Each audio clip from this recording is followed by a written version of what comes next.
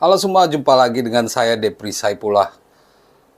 Kita akan membahas 3 hal di video ini. 3 hal yang sedang hangat-hangatnya atau sedang mencuat soal Timnas Indonesia. Baru-baru ini kita tahu bahwa Timnas Indonesia lewat PSSI akhirnya mengubah jadwal pertandingan lawan Irak. Lalu ada juga fenomena Malik Rizaldi, bintang Madura United, mencetak 2 gol yang membungkam Borneo FC di semifinal Championship Series BRI Liga 1. Luar biasa. Sempat tertinggal 2 gol Malik Rizaldi membuat Madura United mempermalukan Borneo FC yang tampil sempurna di regular series, malah kalah di Championship Series, laga-laga yang menentukan. Lalu ada juga soal kondisi rumput Stadion GBK usai konser dari NCT, band asal Korea. 3 hal ini akan saya bahas. Pertama tentu soal perubahan jadwal Timnas Indonesia melawan Irak. Awalnya duel Indonesia-Irak dijadwalkan pada pukul 19.30 pada 6 Juni 2024 nanti. Namun tiba-tiba jadwal dirubah menjadi pukul 4 atau maju 3 jam dari yang seharusnya pada pukul 4 sore. Biasanya kalau jadwal berubah itu, kalau tidak ada suasana yang genting seperti ya kondisi sosial politik, pasti ada alasan lain. Dan Badan Tim Nasional atau BTN mengungkapkan bahwa alasannya disebabkan oleh permintaan dari Sintayong. Tidak dijelaskan lebih lanjut. Ketua BTN Sumarji hanya mengatakan bahwa ini permintaan dari Sintayong, tidak dijelaskan apakah, mengapa, kenapa gitu. Mengapa tidak main malam lebih nyaman, kenapa agak sore gitu. Tidak dijelaskan, tapi ada beberapa dugaan mengapa pertandingan digelar lebih awal. Salah satunya kemungkinan karena kelembaban udara ya. Kalau udara di sekitar stadion saat pertandingan, stadion yang penuh, lembab, konon ada pemain yang kesulitan bernapas. Oksigen dirasakan berkurang di lapangan gitu. Itu terjadi pada Nathan Chuaon saat melakoni debutnya melawan Vietnam pada 21 Maret lalu. Itu juga diakui oleh Tom Haye, meskipun tidak main, dia mengaku agak kesulitan bernapas saat duduk di tribun penonton. Benarkah itu? Tapi ini harus dijelaskan lagi oleh PSSI. Padahal kalau main lebih awal atau sore, tentu kan lebih panas gitu. Tapi mungkin udara lebih bersahabat, lebih segar atau lebih bagus untuk pemain. Soal kondisi panas pasti pemain beradaptasi. Ada uji coba melawan Tanzania, pastinya itu Sintayong akan mencoba itu, main di pukul 4 sore melawan Tanzania. Jadi ada beberapa alasan. Sedangkan alasan lain disebutkan bahwa ini memang taktik Sintayong untuk melemahkan Vietnam lah. Bagaimana? Dugaan ini muncul dari tulisan media Vietnam, Soa FN, yang mengatakan, wah ada taktik terselubung dari majunya jadwal Indonesia lawan Irak menjadi pukul 4. Padahal di waktu yang harusnya duel ini digelar bersamaan dengan duel Vietnam melawan Filipina. Nah, karena duel Vietnam melawan Filipina digelar pukul 7:30, tentu saat Vietnam main, hasil Indonesia-Irak sudah selesai. Ini dikabarkan bisa memberi tekanan kepada Vietnam. Kalau Indonesia menang lawan Irak, itu artinya Indonesia sudah lolos ke putaran 3 kualifikasi Piala Dunia 2026. Itu artinya Vietnam tidak semangat lagi bermain karena tidak ada lagi harapan untuk lolos ke putaran 3. Jadi teorinya atau dugaan-dugaannya seperti itu. Ada kemungkinan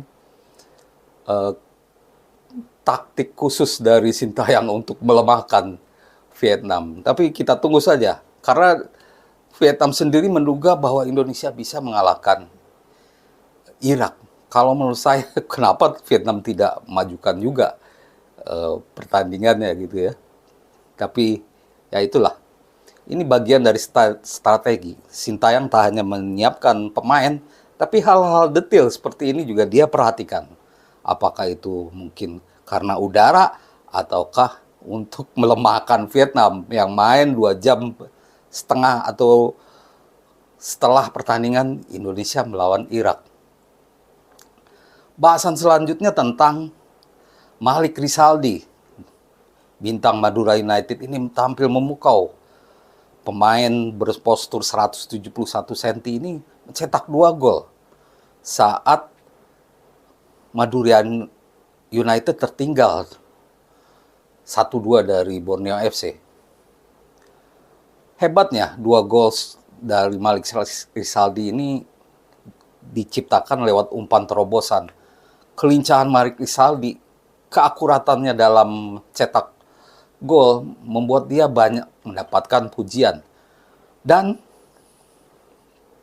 Malik Rizaldi menjadi pemain lokal tersubur di BRI Liga 1. Dia total sudah mencetak 13 gol di Championship dan juga di regular series. 13 gol dan itu berpeluang bertambah lagi di 2 laga final ya, melawan Persib. Dia jauh melewati torehan-torehan pemain lain seperti Ramadan Sananta atau Dimas Derajat yang sekarang dipanggil oleh Sintayong. Namun apakah Malik Rizaldi layak dipanggil untuk timnas? Kalau saya melihatnya bahwa ini belum waktunya bagi Malik Rizaldi untuk gabung timnas, bukan karena kualitas, tapi ini karena posisinya ya. Posisi dia lebih ke winger kiri atau winger kanan, atau penyerang kanan atau penyerang kiri, bukan seorang striker. Sedangkan kalau dibandingkan dengan Dimas Derajat yang walaupun mencetak 6 gol saja di BRI Liga 1 dan tidak mampu membantu Persikabo degradasi, tapi dia adalah seorang striker, punya kemampuan untuk menyundul bola.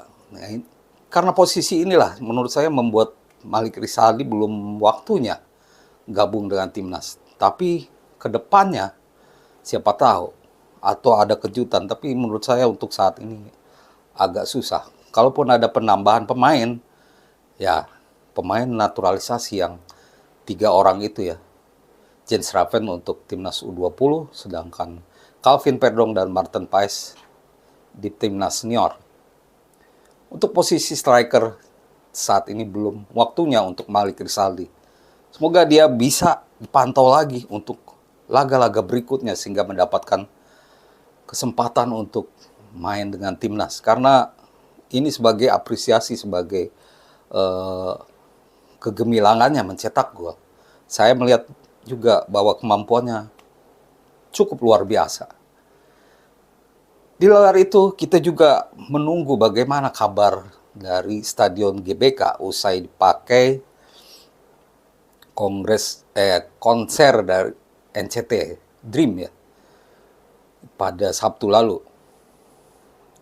Konser ini dikhawatirkan merusak kualitas rumput yang akan dipakai 2 kali pada 6 dan 11 Maret.